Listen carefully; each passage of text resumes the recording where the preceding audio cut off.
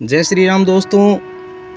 कल अक्षय तृतीया थी, जिसे हम आम भाषा में आका तीज के नाम से जानते हैं। कई लोगों ने कल इसके महत्व के बारे में पूछा, तो आज यह वीडियो आका तीज के महत्व के बारे में मैं पॉइंट वाइज आपको बता रहा हूँ। आका तीज के दिन ही माँ गंगा का अवतरण धरती पर हुआ था। आका तीज के दिन ही महर्षि परशुराम का जन्म हुआ था।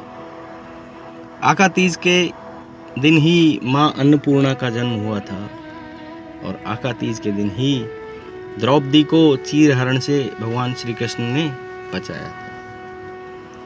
आका तीज के दिन ही कृष्ण और सुदामा का मिलन हुआ था और आका तीज के दिन ही कुबेर को खजाना मिला था।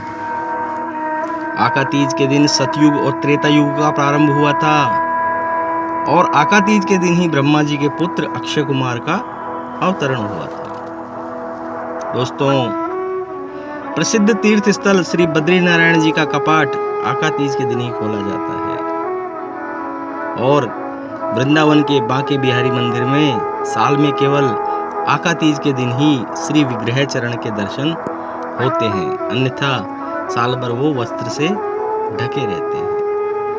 और दोस्तों, इसी दिन महाभारत का युद्ध समाप्त हुआ था।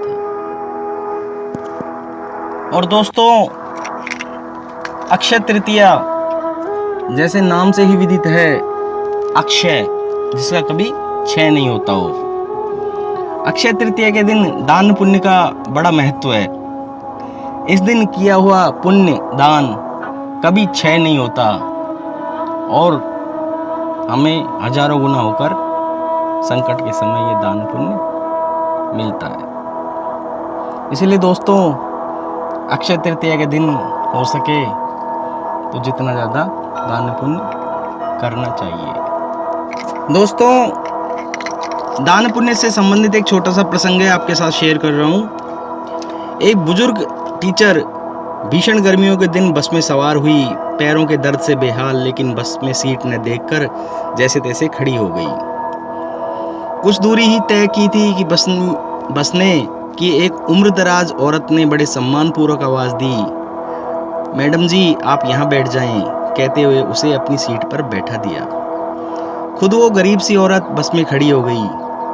मैडम ने दुआ दी, बहुत बहुत धन्यवाद, मेरी बुरी हालत थी सच में। उस गरीब महिला के चेहरे पर एक सुकून भरी मुस्कान फैल गई।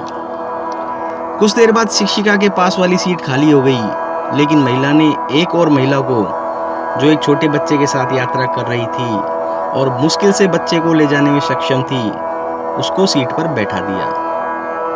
अगले पड़ाव पर बच्चे के साथ महिला भी उतर गई, सीट खाली हो गई, लेकिन नेक दिल महिला ने बैठने का लालच नहीं किया।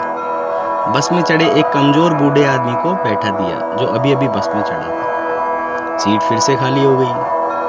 बस में अब गिनी चुनी सवारियां ही रह गई थी।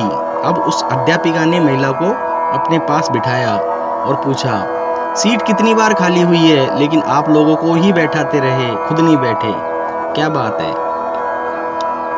महिला ने कहा, दोस्तों सुनिए, मैडम मैं एक मजदूर हूँ, मेरे पास इतने पैसे नहीं हैं कि मैं कुछ दान कर सकूं, तो मैं क्या करती हूँ कि कहीं रास्ते से पत्थर उठाकर एक तरफ कर देती हूँ, कभी किसी जरूरतमंद को पानी पिला देती हूँ, कभी बस में किसी के लिए सीट छोड़ देती हूँ।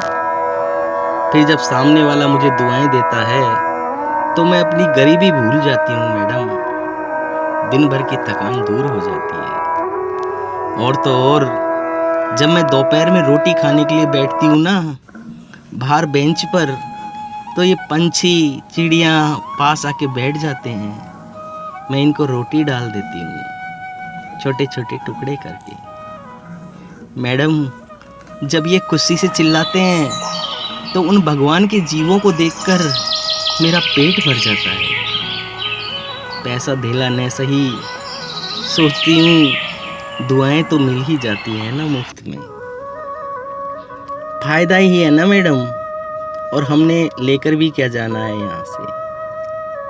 दोस्तों, वो पढ़ी लिखी शिक्षिका अवाक रह गई। एक अनपढ़ सी दिखने वाली महिला इतना बड़ा पाठ जो पढ़ा गई उसे। इसलिए दोस्तों, अगर दुनिया के आधे लोग भी ऐसी सोच को अपना लें तो धरती स्वर्ग बन जाएगी। जय श्री राम।